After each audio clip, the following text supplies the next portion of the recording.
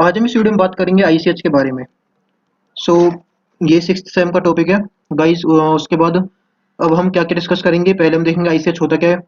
उसके बाद हम देखेंगे उसकी हिस्ट्री कि कैसे आईसीएच फॉर्म हुआ, कैसे कैसे पूरा प्रोसेस है। और फिर हम उसकी नीड क्या है वो भी हम डिस्कस करेंगे। And after that we going discuss about progression, in which we discuss mainly about goals and target and ICH founder members की, जो वो मेंबर्स जिसने आईसीएच को बनाया है। फिर इनिशिएशन, कौन कौन से स्टेप लिए गए उसको बनाने के लिए। एंड क्वालिटी गाइडलाइंस जो कि बहुत इंपॉर्टेंट है if you are preparing for GPAT. So ऐसे 10 गाइडलाइन है Q1 टू Q10, वो हम वन बाय वन डिस्कस करेंगे। And in the last we going discuss about ICH guidelines जो अराउंड 5-6 के अराउंड है। ठीक है, तो ये भी काफ़ी ज़्यादा इंपॉर्टेंट है गाइडलाइंस। सो इस वीडियो को स्किप मत कीजिएगा। And after watching this video I am sure you are able to answer any question about ICH. So let's begin the video. So first of all guys, ICH तो ICH क्या है? International council for harmonisation. तो ये होता है ICH। सो अगर हम इसमें बात करें, सो ICH of a technical requirement for registration of pharmaceutical for human use. तो ये उसकी प्रॉपर डेफिनेशन है। वन बाय वन इस वर्ड्स का मतलब क्या होता है। So guys first of all international मतलब कि ये खाली एक देश तक सीमित नहीं है, ये इंटरनेशनली अवेल की गई है। ठीक है, इसको लाया गया है। काउंसिल बैठक बनाई गई है फॉर, किसके लिए बनाई गई है? हार्मोनाइजेशन के लिए, मतलब मेल जोल के लिए, इकट्ठे होने के लिए। ऑफ टेक्निकल रिक्वायरमेंट, कि हम रिक्वायरमेंट को पूरी कर सकें for registration of pharmaceutical for human use. किसके लिए हम रजिस्ट्रेशन कर सकें? किसका? फार्मास्यूटिकल्स का, मतलब दवाइयों का, हमारे ह्यूमन यूज के लिए। सो ये है एक प्रॉपर डेफिनेशन आईसीएच की। उसके बाद ये क्या है? ये एक एग्रीमेंट है बिटवीन द यूरोपियन यूनियन, जिसको हम बोलते हैं EU, Japan and the United States US. So EU, US and Japan, इनके बीच में एक एग्रीमेंट है। जॉइंट इनिशिएटिव है between government regulators and industry manufacturers. So उनका भी एक ये इनिशिएटिव है कि वो एक पहल कर रहे हैं कि जो गवर्नमेंट रेगुलेटर्स है उनको, और इंडस्ट्री जो मैन्युफैक्चर हो रहा है, जो माल बन रहा है, उनको ये कनेक्ट कर रहा है आईसीएच ग्लोबली। ठीक है, उसके बाद हम बात जानते हैं कि जो मोस्ट इंपोर्टेंट थिंग है कि हमें करना क्यों है। So this is the main purpose to harmonize regulatory requirements for the testing, application and approval process of pharmaceutical medications. So कि हम इकट्ठा कर सकें सारी रेगुलेटरी रिक्वायरमेंट्स को, जिसमें testing, application, approval process of pharmaceutical medication. So मतलब हम अपने काम को ईज करने के लिए हम बेसिकली ये आईसीएच को बना रहे हैं। उसके बाद नेक्स्ट हिस्टोरिकल ओवरव्यू कर अगर हम बात करें, सो पहला जो अटेम्प्ट लिया था वो लिया था यूरोपियन कमीशन ने।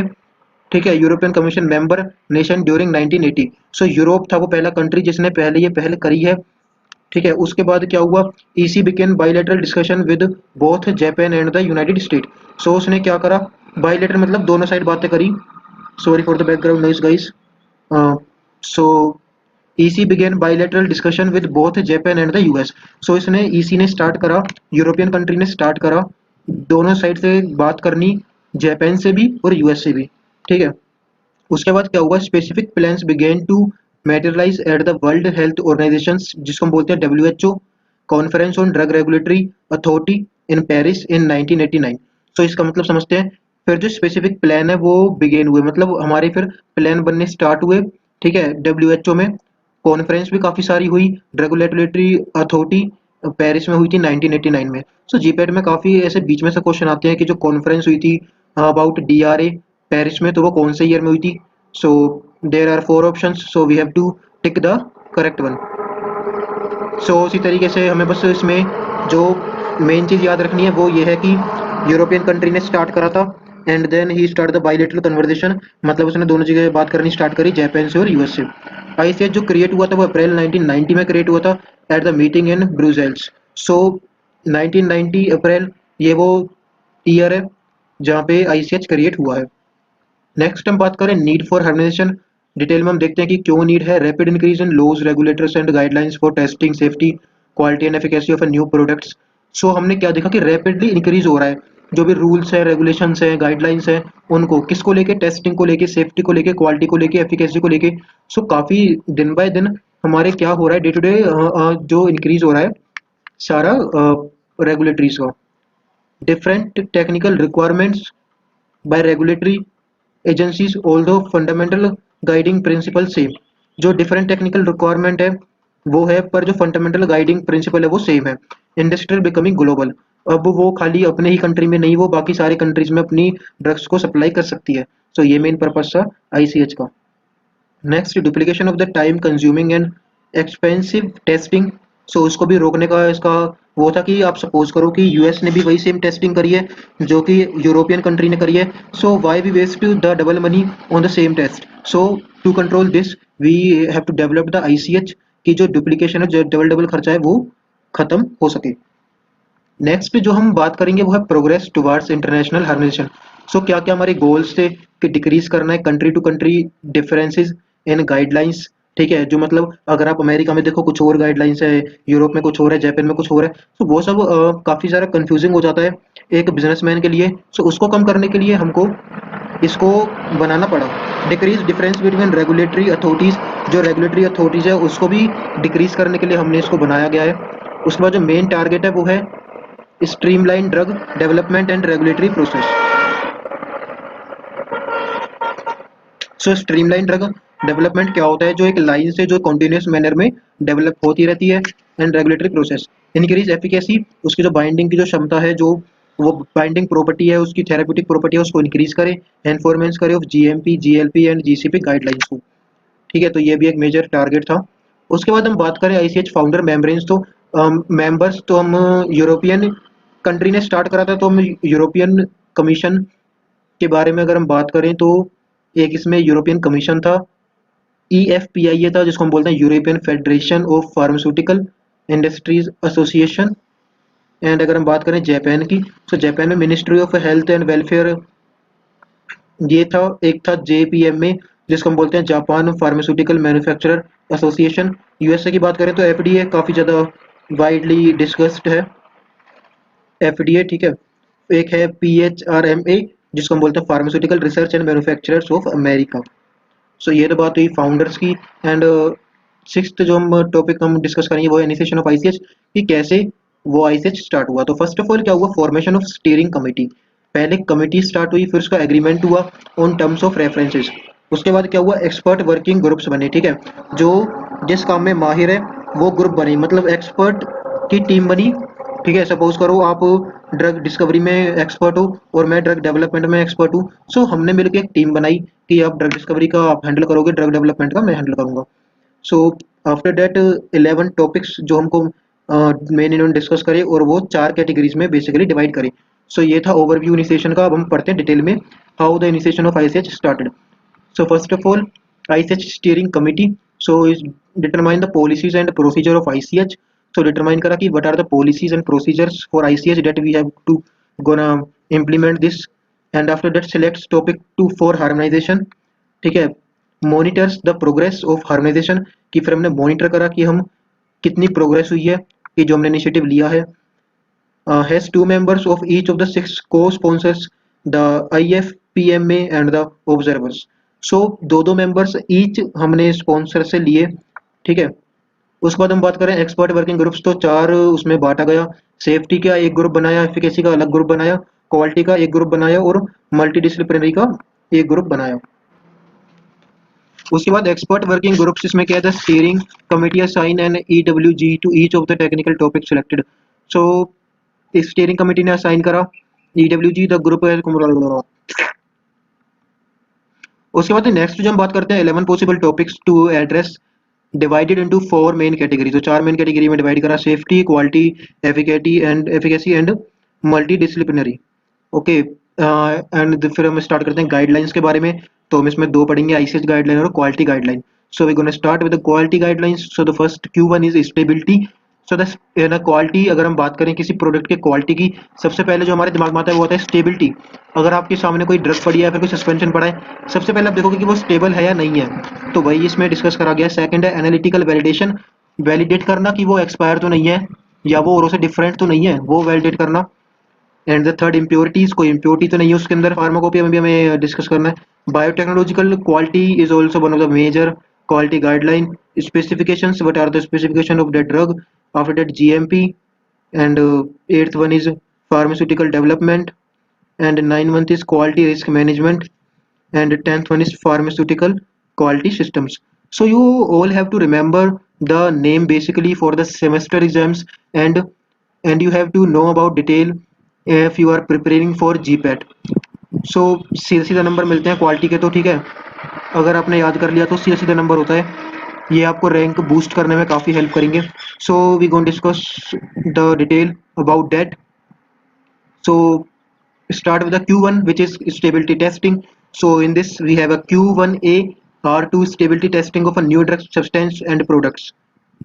Q1B इसमें क्या है, photo stability testing of new drug substance and products, ठीक है. एंड Q1C ये है stability testing for new dosage forms. So basically हम पे तीन है, ए बी और सी. ए में क्या है, new drug substance and products की हमें टेस्टिंग हो रही है. बी में क्या है, फोटो स्टेबिलिटी टेस्टिंग हो रही है, ठीक है. सी में क्या है, स्टेबिलिटी टेस्टिंग हो रही है न्यू डोसेज फॉर्म्स की.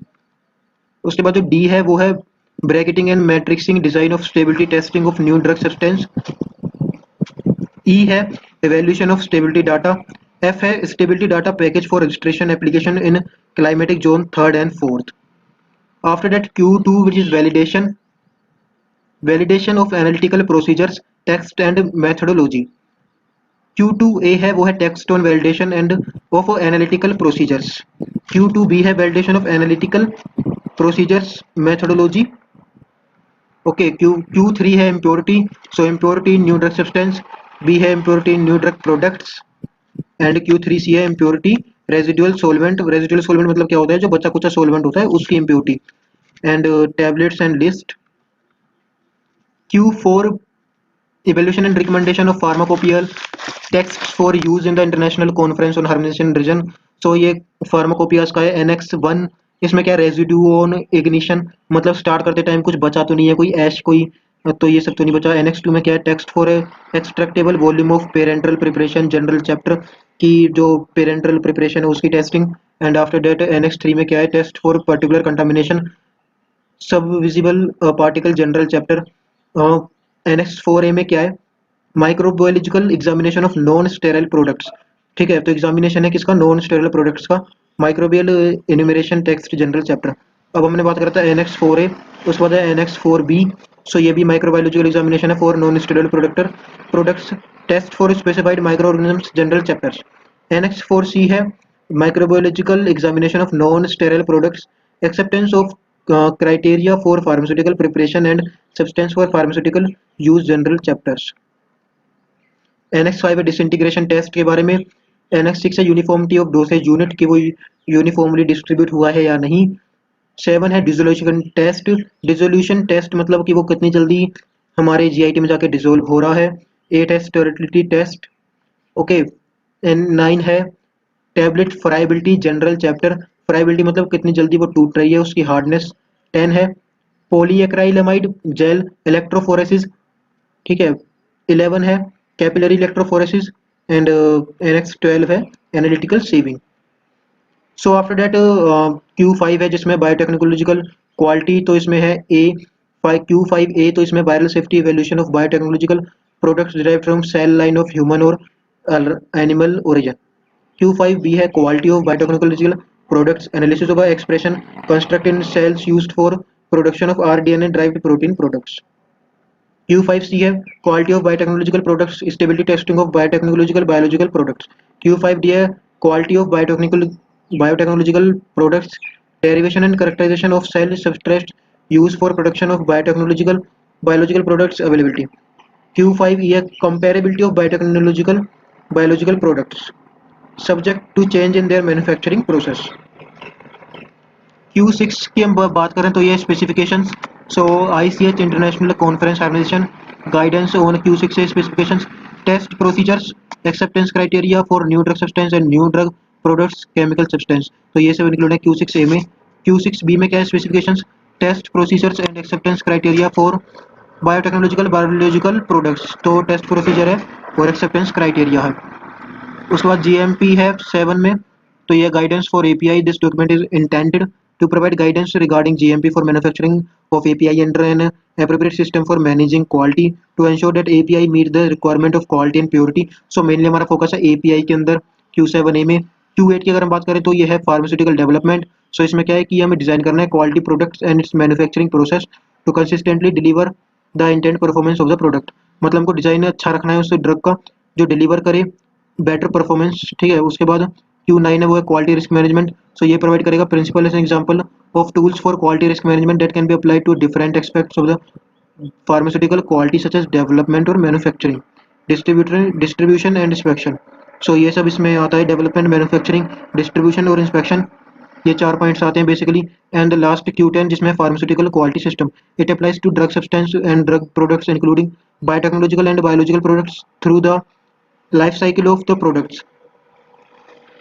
Q11 की बात करें तो इसमें development and manufacturing of drug substance, the guideline include development and manufacturing of drug substance, new chemical entity हो सकती है, बायोटेक्नोलॉजिकल या कोई बायोलॉजिकल एंटिटी हो सकती है। It is new drug discovery guideline. Next जो हमारा लास्ट टॉपिक है वो है गाइस ICH गाइडलाइंस, जो अराउंड 7-8 है। सो फर्स्ट है ICH 1, तो इसकी डेट आपको याद रखनी पड़ेगी, वो है नवंबर 1991। इसमें क्या है, डेवलपमेंट ऑफ ट्राईपार्टाइट एग्रीमेंट, ठीक है।